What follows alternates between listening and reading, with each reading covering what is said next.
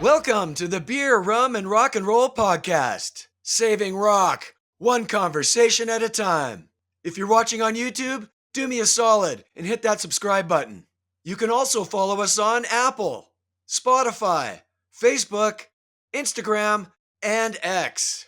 I'm your host, Randy Legault, and my guest is Sam Coulson. Sam has recorded and toured with English supergroup Asia. He also toured the world as the guitarist in Queen's We Will Rock You the Musical. He's recorded 3 solo albums, and I'm stoked to have him back on the show to talk all about his latest, Gold Watch Blues.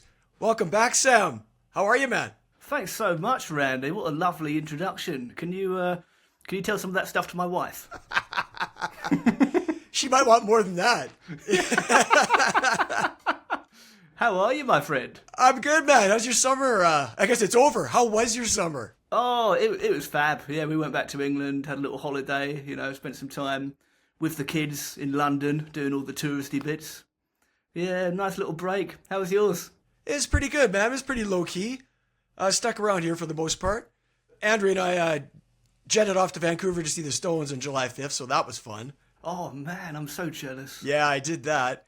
Good for so you. That was cool. And we just wrapped up a weekend in Invermere. On the lake on my brother's boat and that kind of stuff with the family. I think Invermere is the perfect distance when you've got kids. 3 hours, job's a good one. Absolutely, man. Anything longer than that in a car and it gets a little rough. Yeah. Absolutely. Okay, man, let's get right to the reason you're here. So it's been 9 years since your first album, Electric Classical. It's been 5 since Black Cross. So, dude, how exciting is this? Your third solo release, Gold Watch Blues, is out right now. Tell me about the journey of making this record and how did it all start, man? Tell me the story. Well, I sort of released my last one 5 years ago, like you said, and it was just before that We Will Rock You tour. It's always a good time on tour for me to start harvesting riffs. So a lot of these riffs go back to then. I think some of them go back even farther.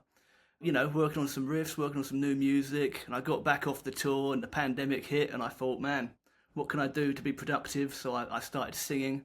I've been sort of playing the clubs, doing a bit of vocal stuff, and it's always been an ambition of mine to actually do a record where I'm singing, because it does a couple of things. It sort of opens you up for a bigger audience, and because you're the singer, you get to play as long a guitar solo as you like. Well, tell me about that, man. So, like you said, your first 2 releases are all instrumental, so this decision to move away from that, was that a scary call to make or what? Oh, it's been one of the most difficult things I've ever done, but definitely one of the most rewarding. And right. It's something that I'm always quick to remind people. This record is almost as instrumental as my last one.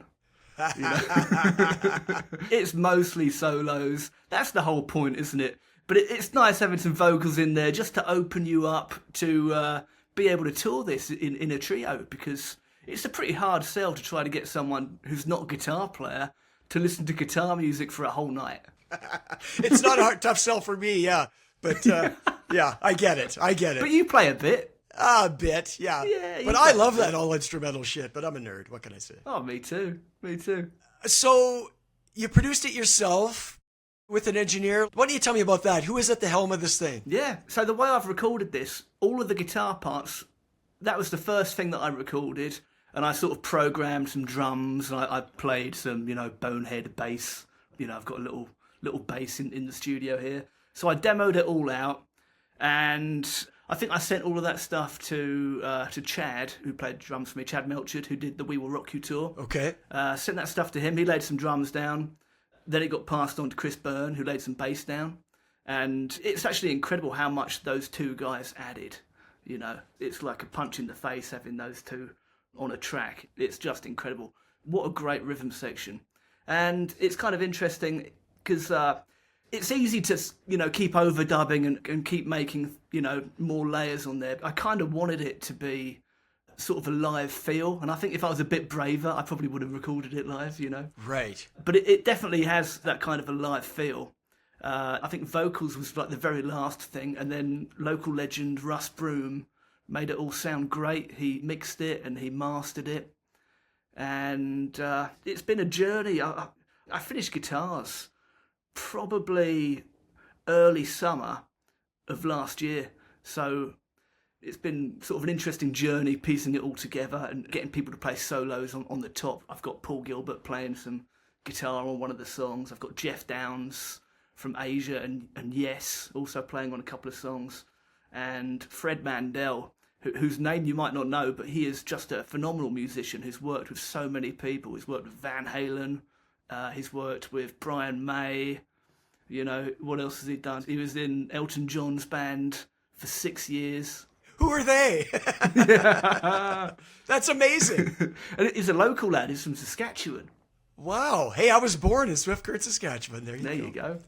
So that kind of answers my next question. So nobody's in the studio together. You're just sending tracks around and layering it up. And that's right.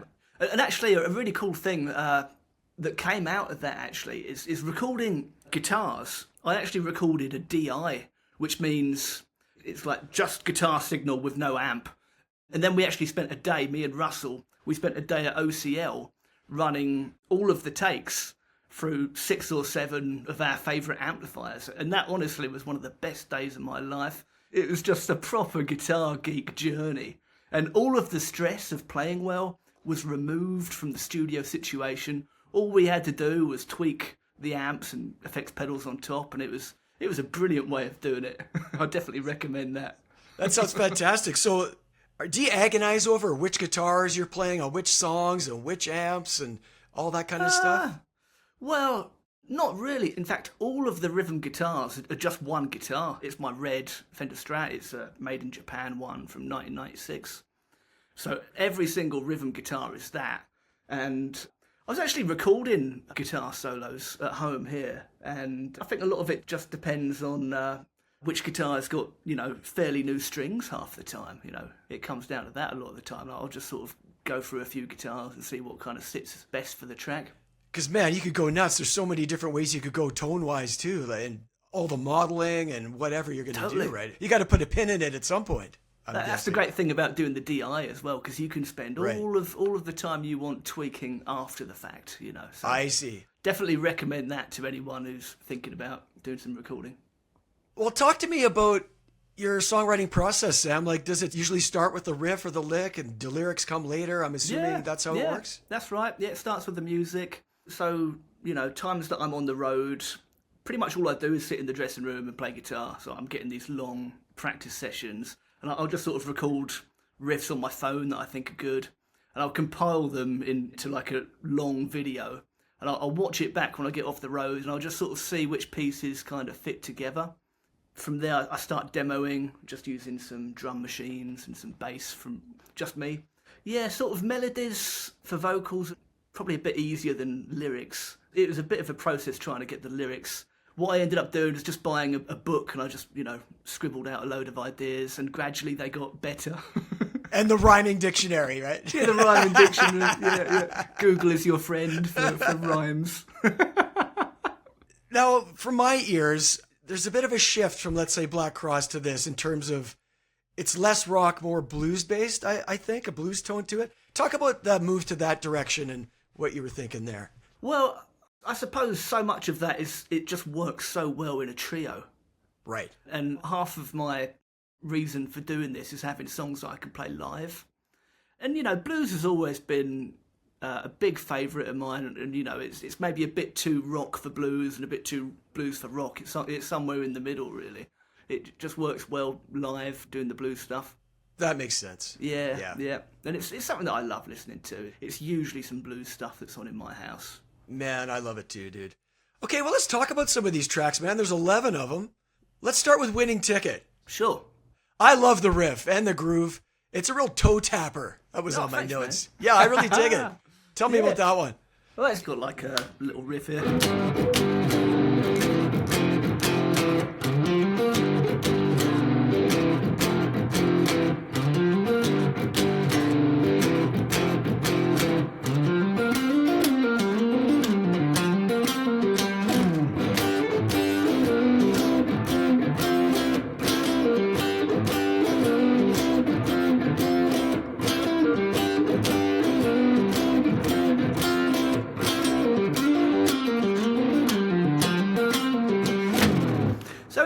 kind of got like a Stevie Ray Vaughan kind of a vibe, you know.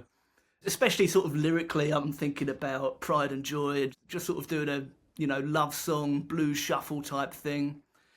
Key of G, you know, it's got lots of space for stretching out. It's got a great keyboard solo in the middle from Fred. That was another one of my notes. That organ solo is killer. Oh, he's so incredible. He actually phoned me up and he played it to me over the phone, and I'm like, man, that is just phenomenal. I agree. I feel so blessed to have the calibre of musicians that I do on this record. And, you know, Chad and Chris as well. It's incredible how tight it is, especially when none of us have done it in the same room, you know? Right, yeah. And do I hear a little EVH in that solo? Yeah, I think I do, eh? Yeah, it's sort of a tip of the cap, isn't it? It's like... Yeah, totally. One of those. I love that you wear your influences on your sleeve, man. I think it's fucking cool. Totally cool. It's always nice to pay tribute to your favourites, right? Absolutely, man.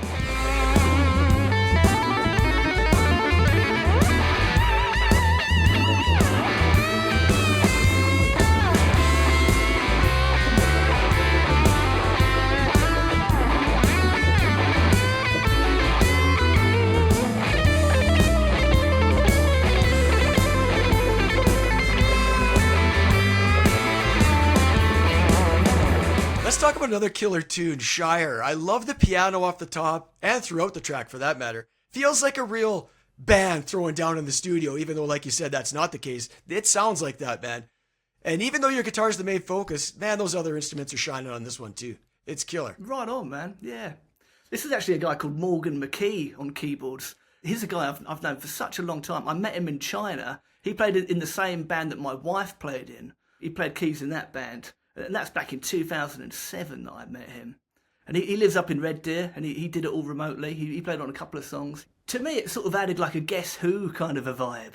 Maybe a little T-Rex as well, you know? It's kind of got that kind of 70s thing with the piano and the organ.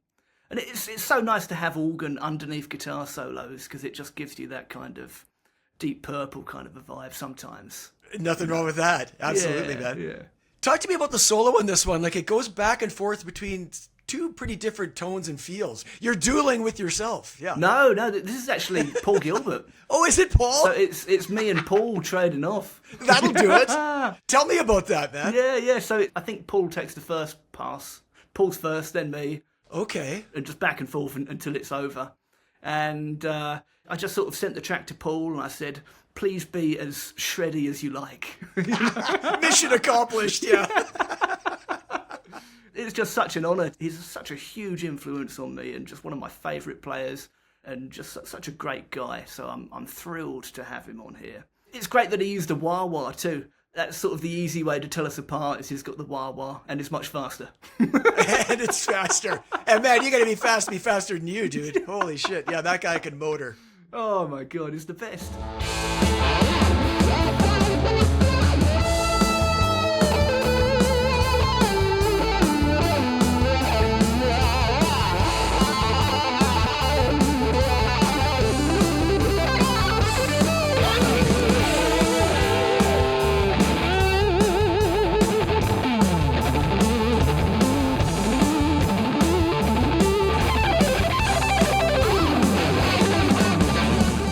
About putting a solo together, like, are you just whatever comes out and you go from there, or do you really chart it out meticulously, or does it depend, or what? It depends. What I usually do is I'm just sitting down here at my computer and I'm just running, doing the recording, and I'll just reel them off. I'll keep reeling them off until I hit it. And sometimes I'll be there for an hour. Sometimes I'll be there for 10 minutes. Right. It's kind of interesting because you're kind of writing it as you're trying to record it.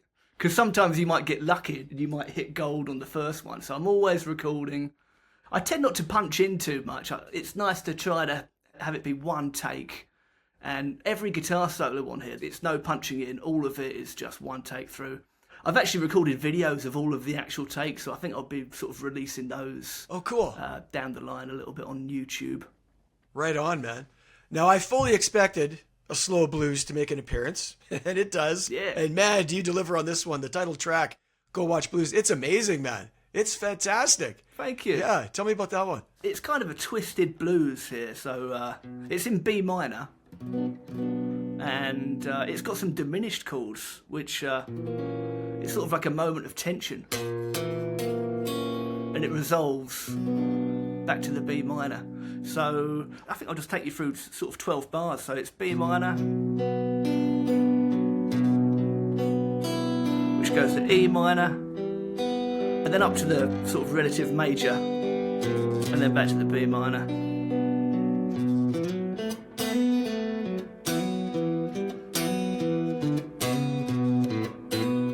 And then you're back to E minor.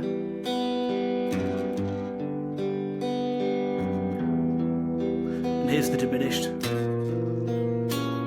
then back to the B minor, and then some more licks.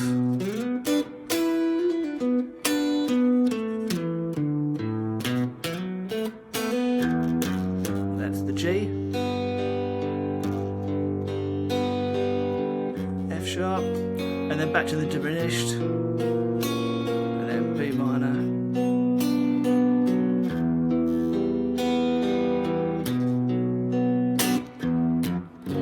There it is. Oh, man. It's quite a good key to play a slow blues in. There's lots of examples of slow blues in B minor. Gary Moore, As the Years Go Passing By, which is on Still Got the Blues. And so many great people do incredible versions of that. Of course, it's an Albert King song. Philip Sayce does a great one. And because it's in B minor, half the time you're playing E minor there and it's all open strings. So it's kind of a good little trick for you, you know. It's a really moody track. I really like it, man. I love that organ again off the top. It just complements your guitar so well. It just makes it for me. It really does make it. You know, it's a real B3 in Fred's studio. He's got the Leslie spinning up and the whole thing. It kind of has that Deep Purple vibe again, which I'm so keen on. It's great, like, not having a second guitar and having organ instead. It's just big preference of mine. Big preference. I love it too, man. And dude, really strong vocal on this one. Oh, thanks, man. Nice work. It's something I did on all of the vocals. I sort of treated it like recording guitar. It's a popular trick, recording guitar, doubling it and putting one in one speaker and one in the other speaker. And I did the same thing with vocals to try to sort of make it sound a bit bigger. It's something that you can hear on a lot of Ozzy Osbourne stuff, you know. And John Lennon was like a big guy for doing the double track vocals. Right. Now, is Russell kind of holding your hand? Oh, yeah. With the vocals and stuff? Absolutely. Yeah, big time. Maybe we got to do that one more time. Yeah. Well, you know what I did actually? All the vocals were recorded here. So he actually loaned me a mic and he said, "Have at her." That was a nice way of doing it as well, because it's something that I'm not that comfortable with yet still. It's still something that I'm working on. And it sucks making mistakes in front of the best. You know?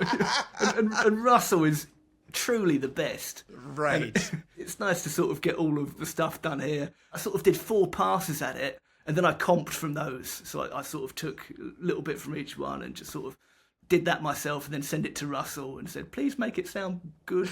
Well, that was nice of him to do that, you know, because that is intimidating for sure. And I've heard that other, even big-time vocalists, where they don't want anybody in there while they're doing it. Just maybe the producer, and that's it, right? It's such a personal thing. Like, singing in front of someone is like being naked in front of someone in so many ways. You're so vulnerable, exactly. Oh, yeah. And it's so different to guitar. Sort of through my journey of being a guitar player, I've made Olympic standard mistakes in front of thousands of people. and, you know, it's something that you avoid doing, but it's not something that I lose sleep of, you know. It's something new about singing, where opening your mouth and being bad. You know That's what I mean? hilarious. Oh, yeah, we've all heard it, too. I won't name any names, but we've all heard it.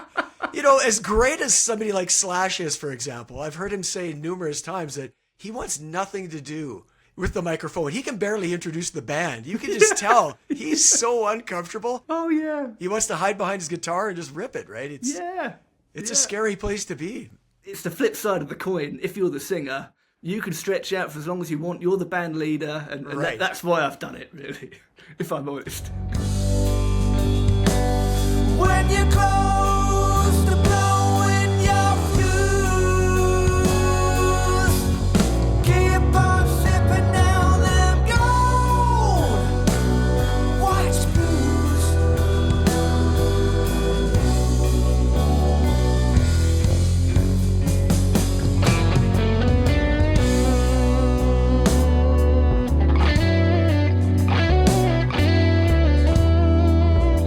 Once again, the solo on this track is off the hook, dude. Here's what I love about what you do. You blend traditional blues with fucking full-on shredding. It's the best of both worlds. Like, I love that. Thanks, man. It's from a lot of my influences, like Eric Johnson. You know, Sure. he sort of does the fast pentatonic thing a lot. But he always backs it up with great phrasing and great vibrato and taste. Because if that's not there, it's not really that exciting to have the fast, flashy stuff. It has to be backed up. And it's like most of my influences, like Paul Gilbert again, same deal. Walter Trout, who's a big favourite of mine. You know, he's got all the fast stuff, but he's got all of the bendy stuff too. So I'm trying to sort of walk that line of being fast, but it's kind of a fine line to walk between wanker and... Yeah, I understand completely what you're saying. You're walking that line nicely. You're good. Thank You're you. good.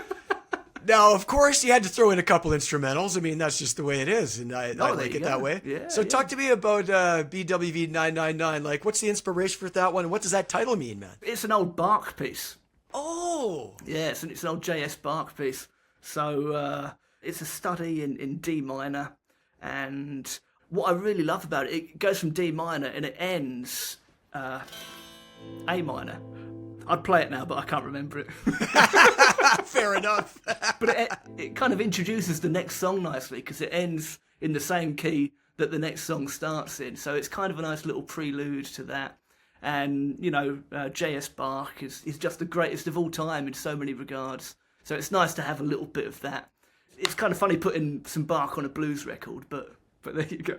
Why not? And apparently I got to brush up on my classical because I had no idea. I thought it was yours. So you shouldn't have said shit. You should have said, hell Took yeah. me forever to write that, Randy. Took Exactly. me forever. Wrote it on the tour bus, mate.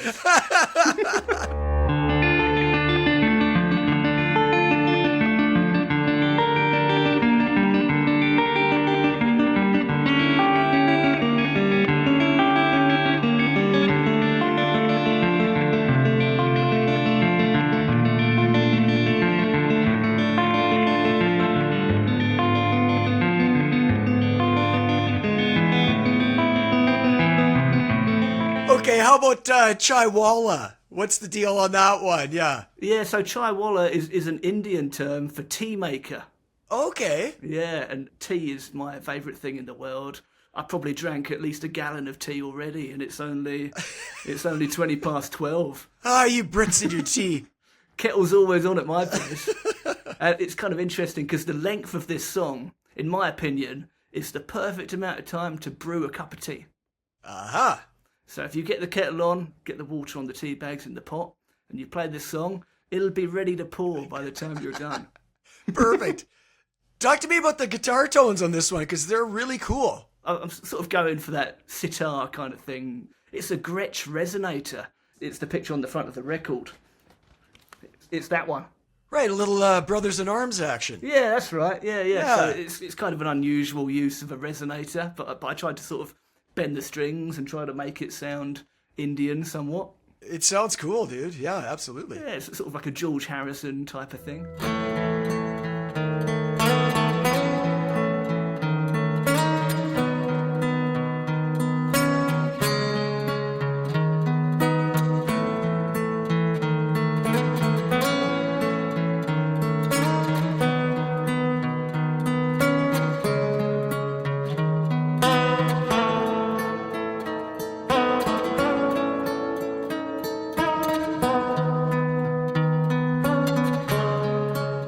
Okay, let's talk about what I would call an epic track on the album, Alone.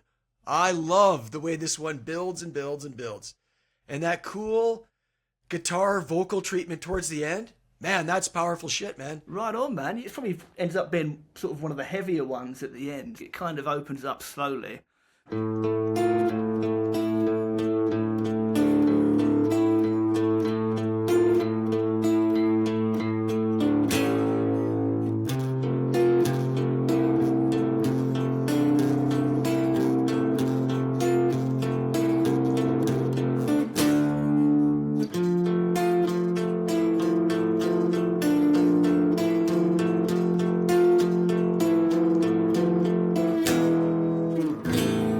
So it's got like a real sort of minor sad thing going on.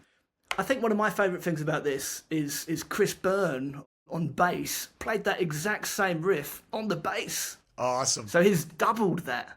It just makes it way more fun to play over when you've got that going on in the bass, you know. Right on. It kind of modulates. It sort of goes between major and minor. It's that riff that I'm playing. I'm sort of playing the major third over the top, which is kind of an interesting modulating kind of thing. It's just an excuse to play over those changes, really. It's just an excuse to solo over that riff that I liked. It's awesome, man. I really like that one.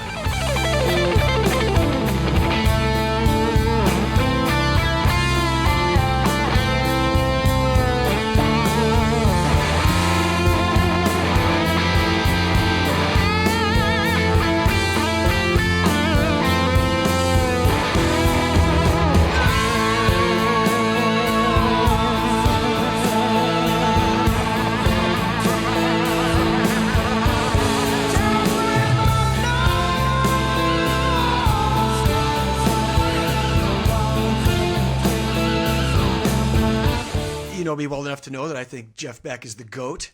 Yeah. And Dark Side of My Mind has some Beck vibes on it. Correct me if I'm wrong. Yeah. That's kind of what I was going for. You know, whammy bar kind of Jeff Beck kind of stuff. And it was challenging playing over those chord progressions in that song. It kind of modulates. It actually changes key every so many measures. And it was challenging to play over. But I'm pretty happy with how it all turned out. It's kind of got like a bit of a Pink Floyd vibe on there too, you know, that kind of thing. Right, yeah. And that outro solo, awesome. Thanks, man. It sort of went on for such a long time. I'm pretty sure I faded it about halfway through. Yeah, I only got half? What? Yeah. Come on, man. I think half was enough. That's hilarious. Yeah. I'm always a little bit anxious to use a fade, but sort of warranted a fade on this one. There was no choice. In the dark side of my mind,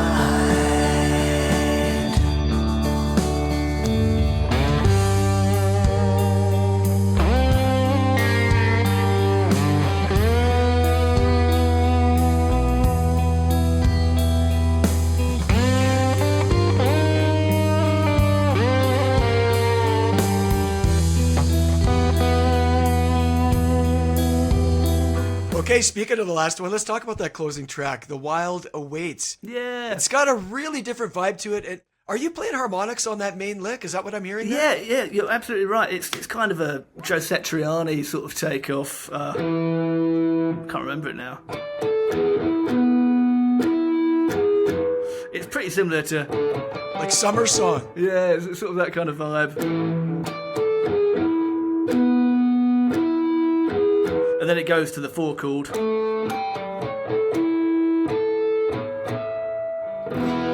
And it's a Jackson soloist that I used. Okay. That used to belong to our friend Jamie Landry.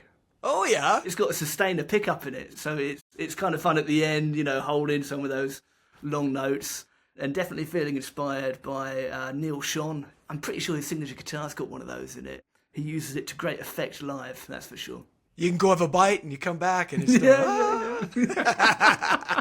And again, the fucking solo is tasty as hell, man. Oh, Like, it thanks, really man. is. Yeah. Really cool. It's nice playing a different guitar, and it's that Jackson. It's got such a particular vibe. I'm glad that I was able to use it on a song. wild awaits, new life creates a sense of change in air.